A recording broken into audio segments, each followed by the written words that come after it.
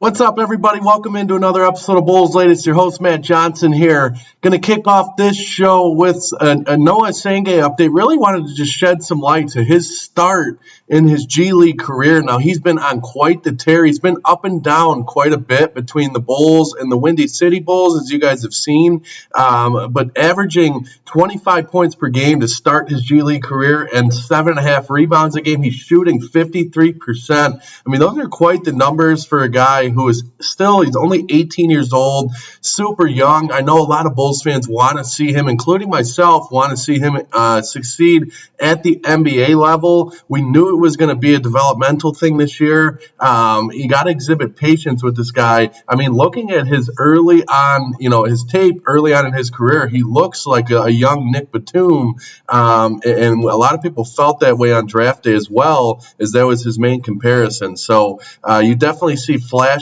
of that in his time when he's on the floor with Windy City. He's putting up numbers. Certainly is fun to watch if you guys throw on some of that tape. He's making improvements early on in this young season. Obviously was expected. Billy Donovan made it very known preseason that this was going to be the plan with him. Only average, he comes in for only a few minutes a game with the Chicago Bulls. I think he was in for like 2 or 3 minutes the other night. So they're really trying to ease him in. I wonder if there's going to be a point in time this year where they're going to kind of cut the leash and let him play at the NBA level. I think the Bulls are still in like a win now mode this year. As funny as that sounds, because a lot of Bulls fans don't feel that way all the time, including me. I tend to kind of lose sense of where the direction of this team is, and losses like the one in New Orleans on Monday night kind of make you feel that way as well. So, he'll continue to be up and down between the big league club and the G League Windy City Bulls. So, that's going to be the case for, I think, the next couple of months here. How do Bulls fans feel about his usage thus far? Do you think it's messing with the young star?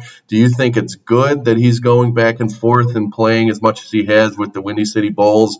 Let me know in the comments what you guys think about Noah Sangay. What do you want to see their plan kind of evolve into with the young player there? So the main reason why he's been recalled by the Windy City Bulls, they have a home game Wednesday night. He's been assigned to them for that contest, so he'll get some more action in Wednesday night with Windy City. Watching Derek Queen up close for the first time the other night in New Orleans, it definitely left some Bulls fans uneasy about the Noah pick.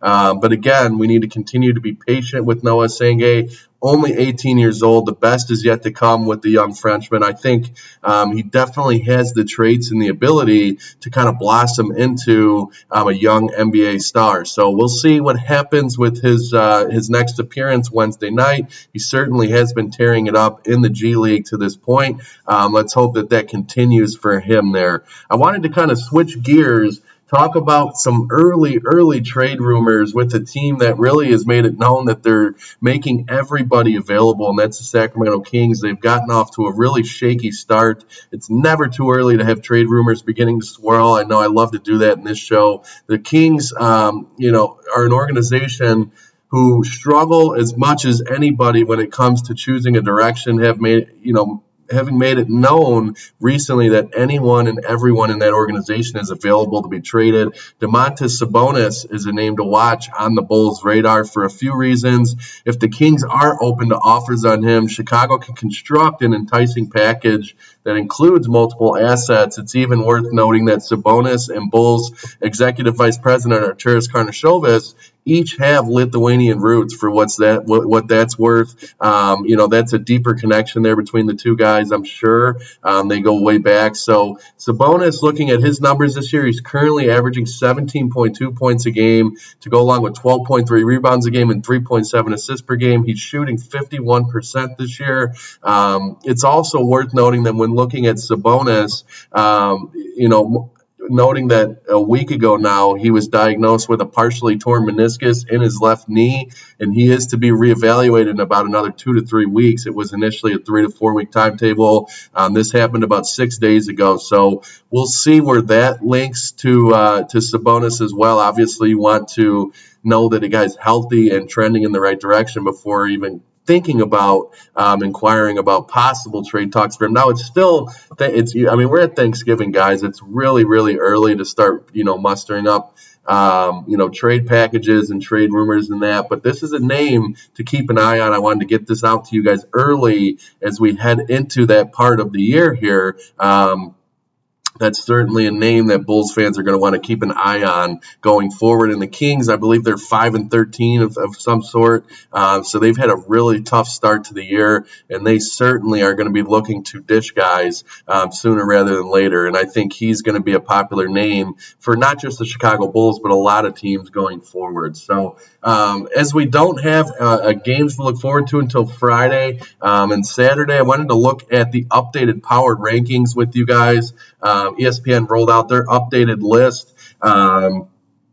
The Bulls, of no surprise, kind of coming in the middle of the pack. The Bulls coming at 18. They were previously ranked at 19 on this list. The Bulls have gone 3-7 since racing out to that 6-1 start, so they've really come back down to earth here. The defense has been getting torn apart after a strong start to the year. The Bulls were initially 10th in defensive efficiency through the first 7 games, but ranked just 24th in that category over the past 10 games. So they've really slowed down on that side of the floor. And if you guys remember, that was something that Billy Donovan and I really brought up many times preseason and in the offseason, is that the Bulls are going to build their identity through the defensive side of the ball, given that there isn't so much firepower when it comes to offense and star power on that side of the ball. So ranking just 24th over the last 10 games does not help the Bulls' case at all. They are in the midst of a 4-game road trip against a softer schedule. Obviously, back-to-back games with Charlotte and Indiana coming up this weekend before traveling to Orlando, which is a stiffer test. The Magic just came off a thrashing of the Philadelphia 76ers in Philly in the NBA Cup group stage there. They absolutely battered and bruised the Philadelphia 76ers. Now, I know Philly was shorthanded, but Paolo Banchero was out for Orlando as well, so they were shorthanded. So that was an impressive win. So looking at that game is going to be a challenge on this trip for the Bulls. Just looking at some of the Eastern Conference teams in the power rankings ranked ahead of Chicago: Philly, Boston, Orlando, Atlanta, New York, Miami, Toronto, Cleveland, and Detroit, all ahead of Chicago. All teams, I think at the end of the day, Philly will ultimately finish ahead of the Bulls, but I can see Boston dropping. I mean, they're shorthanded, obviously, no Jason Tatum this year. And then Atlanta's kind of been a weird team. Again, they got smoked by the Wizards last night, and the Wizards have been one of the worst teams in the NBA. I think the worst team in the NBA to this point. So, again, like the Bulls had their trip to New Orleans, dropped that game. Anything can happen in the NBA at any given night there. The Hawks getting smoked by Washington, not to be expected regularly there. So that's a bit of an interesting result. But, New York, Miami, Toronto, Cleveland, Detroit, all teams that are going to be solid. Obviously, Detroit on their historic tear to start the year. But those are all teams ranked ahead of Chicago when you look at some of those opponents there, and it makes a ton of sense why those teams are set at where they are. So, kind of looking at and finishing up today's show. Now, I know, guys, it's only Thanksgiving, so really, really early to look at playoff odds, but looking at the updated playoff odds, the numbers speak to the Bulls being in this thing for the long term this season, and I think they're going to be right up to the end of the year looking at a potential playoff berth. The Bulls are currently, as it stands on DraftKings, only plus 135 to make the playoffs at this mark and minus 160 to miss. That's decent odds where, a year where the Eastern Conference is wide open due to numerous injuries to stars. With a softer schedule coming up, the Bulls need to continue to look to stack wins in these games. And Monday was a very bad feeling when you look at a team like New Orleans. They're not really thinking postseason this year. They don't know where they're going. They fired their coach, and you have them drop 140, a season high 140 points on you. That cannot happen, and Billy Donovan knows that. If the Bulls want to hit that mark and make the postseason at plus 135, they're giving them a chance. The odds makers see the Bulls as a decent opportunity to make the postseason. So, we'll see what happens the rest of the way here. Obviously, a long, long way to go. We're going to start to get into the brunt of the schedule.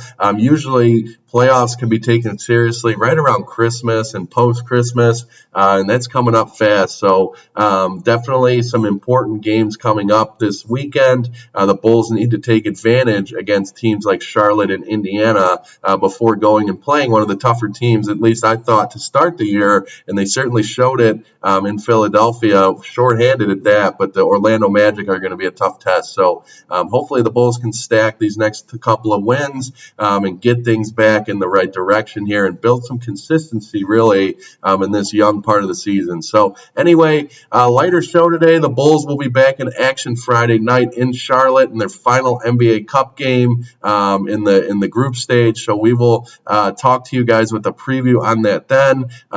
Anyway, I want to thank you guys for joining me on another episode of Bulls Latest, and we will see you guys next time.